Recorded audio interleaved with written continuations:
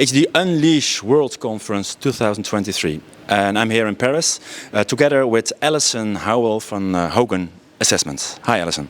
Hi, nice to meet you. What does Hogan Assessments do, and what's your role? Hogan Assessments is a global provider of personality assessments that we use for workplace scenarios, so leadership development, selection, high potential succession planning, sort of all phases of the employee life cycle we are able to help. And my role is Vice President of Market Innovation, so I oversee product development and marketing at the company. So how do you help companies hire better people? So our assessments are more predictive and more validated than any other recruitment technique out in the marketplace. So we're better than structured interviews, we're better than assessment centers, job simulations, cognitive assessments. We are much better able to predict performance in a role than any of those other techniques. So what are the challenges companies come to you? Well, oftentimes, particularly in the selection space, they're wanting to reduce turnover, enhance employee engagement. They want to really focus on the ROI of investing in an employee to make sure that they are productive, engaged, and willing to stay with a company for as long as they can. So looking at the main benefits of your solution, can you mention some? Yeah, so our solutions, one of the things that's baked into them is that they do not discriminate. Personality is stable around the world. We've validated our assessments across cultures, across languages, across different demographics, and we're able to predict more accurately performance than any other assessment out there. So what kind of companies are using Hogan Assessments? All kinds. Our clients make up about 75% of the Fortune 500. We have very many global multinational companies that we work with, and we have a distribution network that is very global, so we're able to deliver our solutions in any country in the world. So what's important in this case of assessments and pre-assessments is, of course, the candidate experience. And you did recently a research on this. Can you show some results?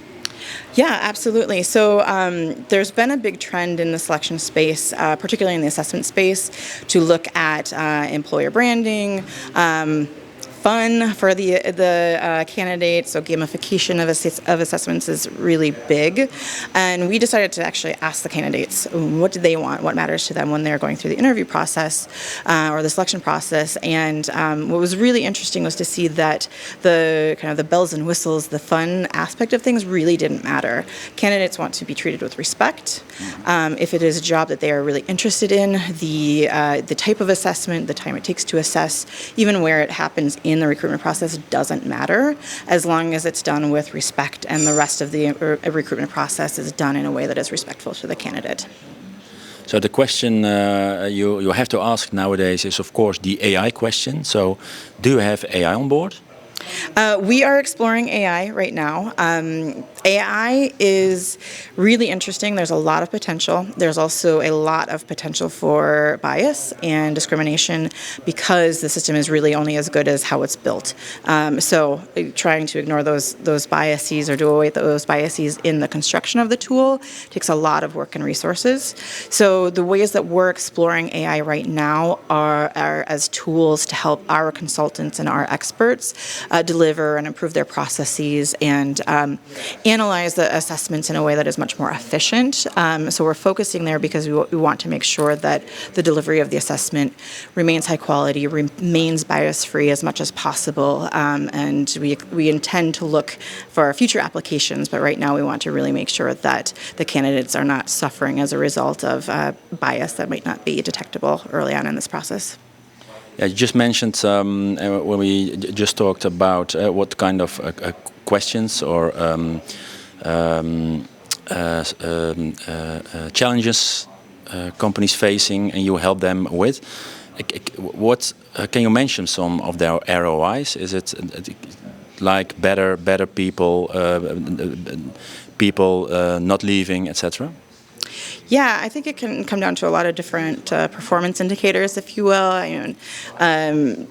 kind of loyalty to a company is just one of them, but of course it doesn't necessarily matter if you have a long-term employee who's not very productive. So we want to look at productivity, we want to look at success in the role, we want to look at engagement, ability to advance skills and keep up, which is again something we are able to measure to see how oriented someone is to continue to advance their skills.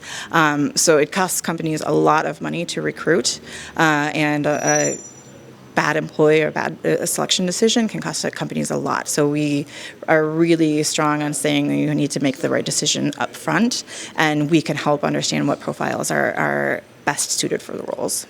And of course, it depends on the goals of a company, which one is for them important. Yeah, absolutely. All companies have different KPIs.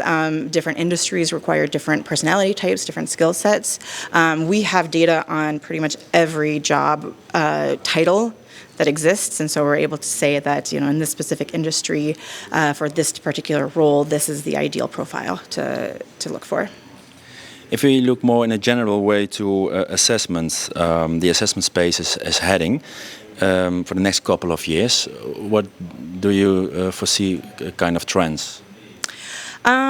So in the assessment space, we have found that, particularly on the talent acquisition side, there is it's very tech focused. The assessments used are not particularly well validated, so there's a lot of risk in using those. There's some research that shows many companies who are in the selection space do not have trained psychologists on staff to make sure that the assessments are bias free and continue to be as effective as they are. And so I think that that's a real risk as the companies are trying to expand and scale with a technology, but they're losing sight of the actual tool and the measurement underlying the assessment. My last question is, what's on your roadmap for next year? For next year, we're looking at some big advancements with our tech and managing our platforms. We shared today a development tool that's designed to be used with long-term coaching engagements and to help leaders really understand their strengths and how they work with their team. The goal is to translate that into a recruitment tool as well to make sure that leadership selection is really clear and really well done, and also exploring some options in teams. It's a topic that's been coming up quite a bit, especially in the post-pandemic world. So we're really excited to start working on some of those tools. Thank you. Thank you.